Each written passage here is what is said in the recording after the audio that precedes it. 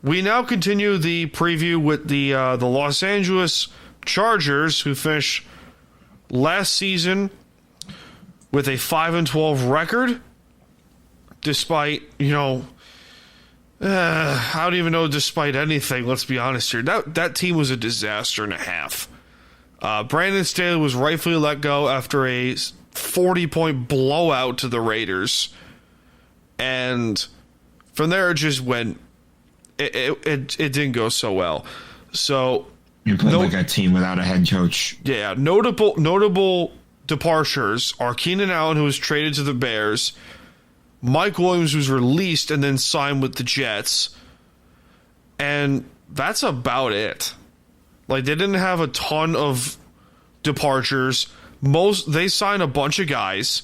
They brought back Denzel Perryman. They brought in Poona Ford. They brought in Christian Fulton from the Titans, Gus Edwards, J.K. Dobbins, both from the Ravens, Will Dissly and Hayden Hurst, 2 tight ends who were cut, and DJ Chark from the Panthers at wide receiver. Yeah, and also Bradley Bozeman, speaking of Carolina. The most notable addition they made was the new head coach, Jim Harbaugh.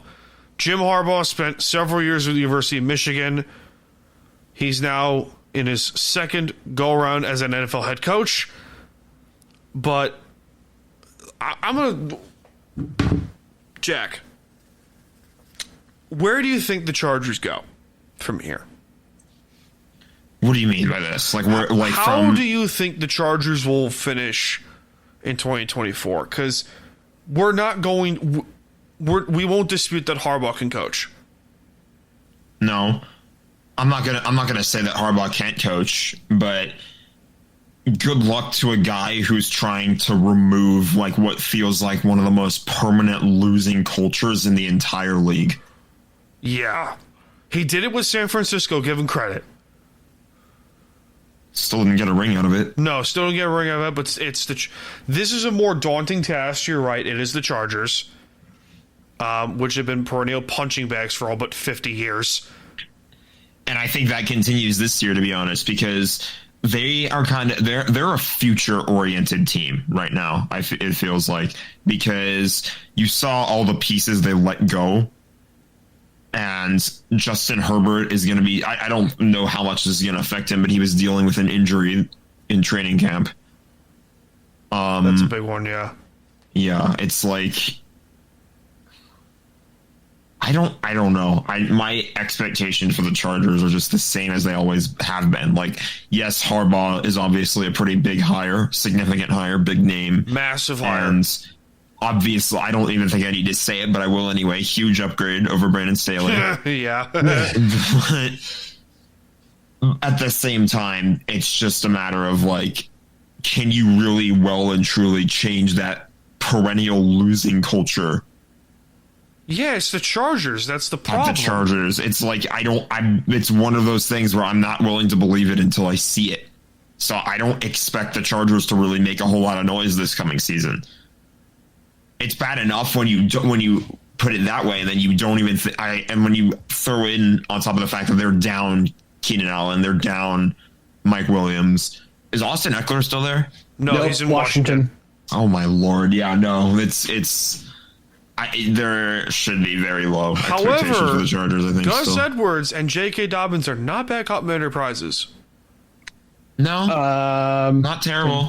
Can J.K. Dobbins stay in the field, though? Yeah, good point. Yeah. Shout out his reconstructed knee 3 times over. And his Achilles. Ryan, where do you think the Chargers finish? Oh, Lord.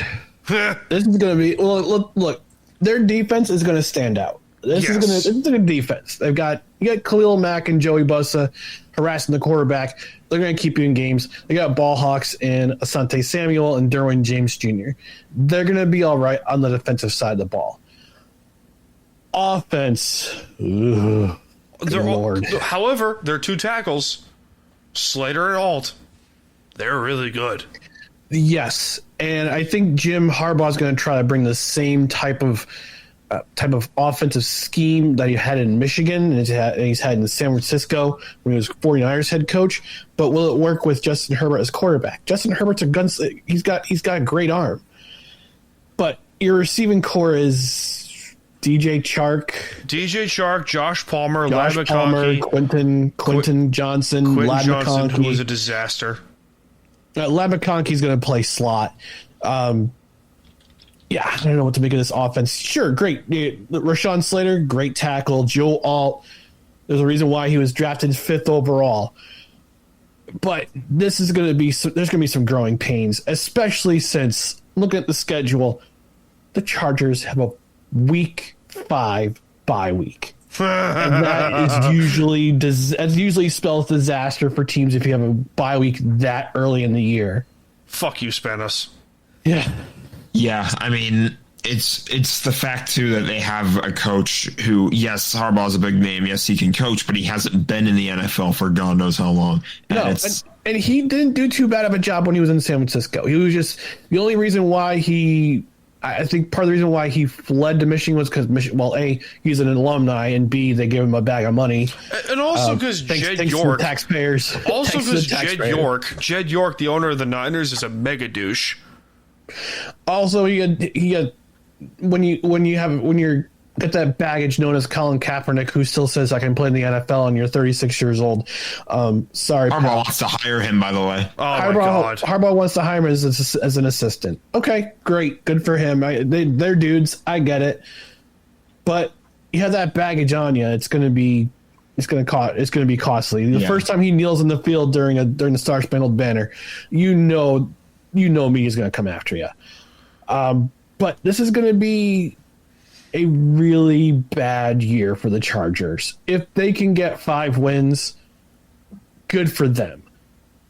Their defense is going to win this. Their defense is probably going to win them some games. And depending on the health of Justin Herbert and with the offensive personnel he has around him, I mean, the offensive line withstanding, your skill position it's not Eckler, it's not Williams, and it's also not Allen. Yeah. You're going to struggle. Yeah.